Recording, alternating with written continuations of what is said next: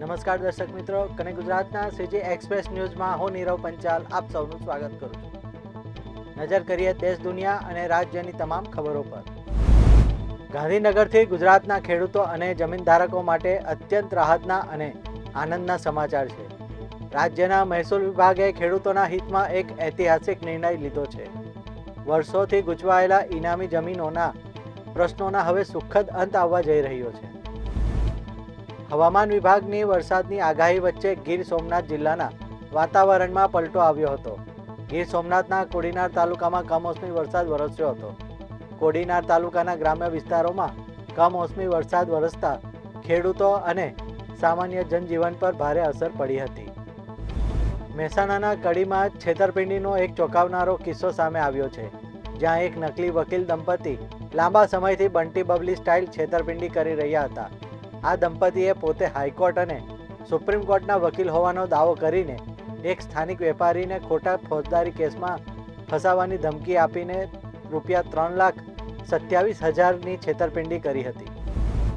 મહેસૂલી ક્ષેત્રે રાજ્ય સરકારે મહત્વપૂર્ણ નિર્ણય કર્યો છે। ઇનામી જમીનોના અનઅધિકૃત કબજા હક નિયમબદ્ધ કરવા મહત્વપૂર્ણ નિર્ણય કરાયો છે। રીગ્રાન્ટ કરેલ અથવા કરવાને પાત્ર હોય પણ ન થયેલ હોય તેવી જમીન સરળતાથી નિયમબદ્ધ કરી શકાશે। આવી જમીન પ્રવર્તમાન જંત્રીના 20% કબજા હકની રકમ ભરી નિયમબદ્ધ કરી શકાશે। અમદાવાદના વેજલપુર વિસ્તારમાં એક સગીરા ગેમ રમતા રમતા પશ્ચિમ બંગાળના યુવક સાથે સંપર્કમાં આવી હતી, જે બાદ યુવક સગીરાને મળવા માટે આવ્યો હતો અને સગીરા સાથે દુષ્કર્મ આચર્યું હોવાની ઘટના પ્રકાશમાં આવી છે।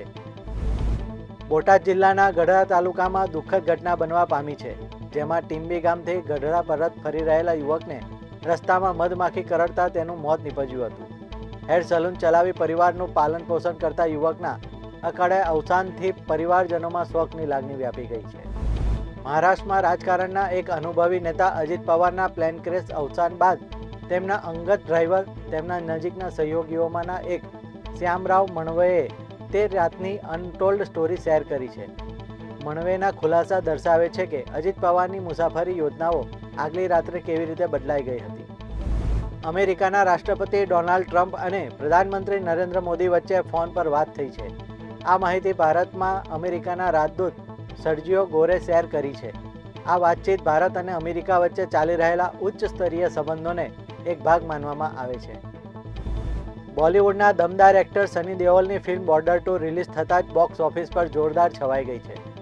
ફિલ્મે આવતાની સાથે જ રણવીર સિંહની ફિલ્મ ધુરંધરના ઘણા મોટા રેકોર્ડ તોડી નાખ્યા હતા। હવે તો રિલીઝના માત્ર 10 દિવસમાં જ બોર્ડર 2એ ધુરંધરના 10 મોટા બોક્સ ઓફિસ રેકોર્ડ પોતાના નામે કરી લીધા છે।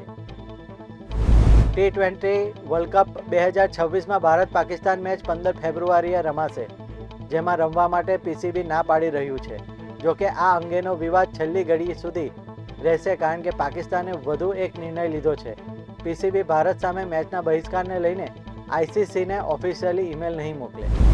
તો આ હતા આજના કનેક્ટ ગુજરાતના સીજી એક્સપ્રેસ ન્યૂઝ। નવા સમાચારો અને વધુ અપડેટ્સ માટે તમે જોડાયેલા રહો કનેક્ટ ગુજરાત સાથે। ત્યાં સુધી મને રજા આપશો। નમસ્કાર।